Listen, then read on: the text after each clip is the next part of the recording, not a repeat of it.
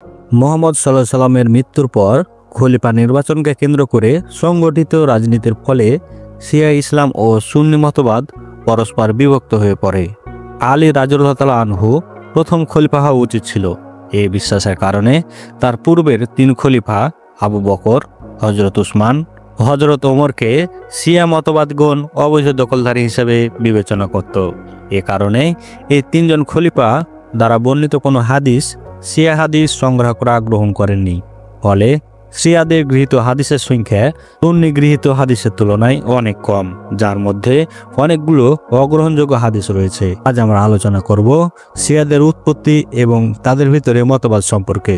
আরবে ইসলাম আগমনের পূর্বে সবাই ছিল ইহুদি এবং মুশরিক।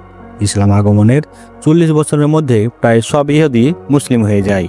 অবশিষ্ট ইহুদিরা এটা কোনোভাবেই মেনে নিতে পারেনি। তাই এরা ইসলামের ক্ষতি করার জন্য ইসলাম গ্রহণ করত, ভিতরে ভিতরে ইহুদি থেকে যেত। ইসলামে এদেরকে বলা হয় মুনাফিক। তেমনি একজন মুনাফিকের নাম ছিল আব্দুল্লাহ বিন সাবা। এ ছিল তৎকালীন ইহুদিদের সর্দার। ইহুদিরা দলে দলে মুসলিম হয়ে যাচ্ছে দেখে এ এক নতুন পরিকল্পনা আনলো।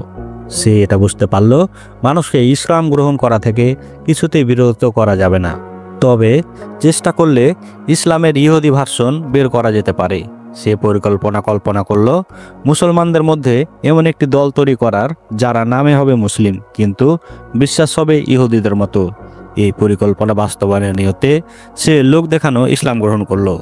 2 হাতে দান করা থেকে শুরু করে মানুষের মন জয় করার জন্য যা যা দরকার তার সবকিছু করতে থাকলো। এক সময় যখন ইবন সাবা তার আসন সম্পর্কে নিশ্চিত হলো, তখন সে ধীরে ধীরে মানুষকে হযরত উসমানের বিরুদ্ধে লাগিয়ে তুলল। তার উদ্দেশ্য ছিল হযরত আলীকে দিয়ে হযরত উসমানকে ঘায়েল করা এবং হযরত আলী মুয়াবিয়াকে দিয়ে ঘায়েল করা। সর্বশেষ নিজে ক্ষমতাশীল হয়ে ইসলামের ইহুদি ভার্সন বের করা।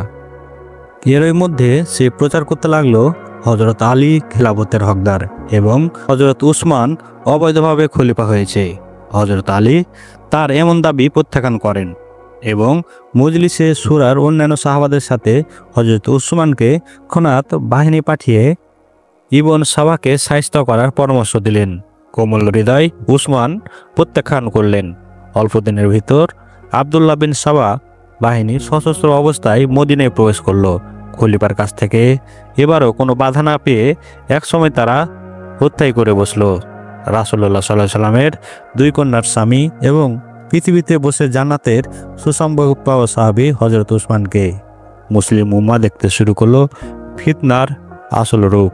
হযরত আলী খিলাফত পাওয়ার পর এই সাবা তখন হযরত আলী এবং হযরত মুয়াবিয়ার ভিতরে পেঁচ লাগানো শুরু করলো।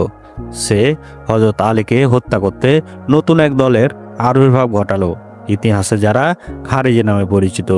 এবারও সে সফল হয়। খারিজিদের হাতে শহীদ হয়ে যান হযরত আলী। 4 খলিফা এবং হযরত আলী এর অনুপস্থিতিতে সাবা পুরোপুরি সুযোগ পেয়ে যায়।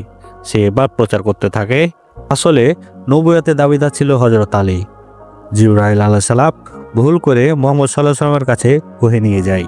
সর্বশেষ আব্দুল্লাহ বিন সাবা দাবি করে হযরত আলী হচ্ছেন আল্লাহ। নিজেদের কল্পনাকে ভিত্তি করে এরা হযরত আলীকে শুধু অপমান করেননি, বরং সিজদা করে এক আল্লাহর সাথে শিরক করা শুরু করে। হযরত আলী রহমাতুল্লাহর মৃত্যুর পর তার কিছু অতিভক্তরা এই ভ্রান্ত কথা বিশ্বাস করে। এরপর পেরিয়ে গেছে বছরের পর বছর, শতাব্দীর পর শতাব্দী। মুসলিম নাম ধারণ করে আব্দুল্লাহ বিন সাবার অনুসারী একদল লোক এভাবে শুধু অতিরঞ্জিত কথা বলতে থাকে।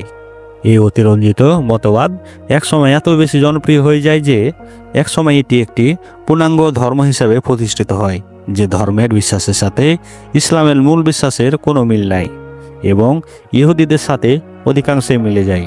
এ স্বপ্ন নিয়ে ইহুদি গুপ্তচর আব্দুল্লাহ বিন সাবা ইসলামে প্রবেশ করেছিল, তা অনেকটাই সফল হয়। এখন আমরা তুলে ধরব শিয়াদের আকীদা ও বিশ্বাস। শিয়াদের মূল দল তথা ইহুদি পণ্ডিত আব্দুল্লাহ ইবনে সাবার মতাদর্শীরা দাবি করে যে খলিফা হবার অধিকারী ছিলেন হযরত আলী। এটা তার রাজনৈতিক অধিকার নয়, ধর্মীয় অধিকার। যে সকল সাহাবী হযরত আলীকে খলিফা রূপে মনোনীত না করে কাফের হয়ে গেছেন, শিয়াদের আরেক দল আরও একটু অগ্রসর হয়ে হজরত আলী সম্পর্কে বলেন, হজরত আলী হচ্ছেন প্রকৃত নবী। ফিরিস্তা জিবরাইল আলাইহিস সালাম ভুল করে হযরত মুহাম্মদ সাল্লাল্লাহু আলাইহি ওয়াসাল্লামের নিকট ওহী নাজিল করে ফেলেছিলেন।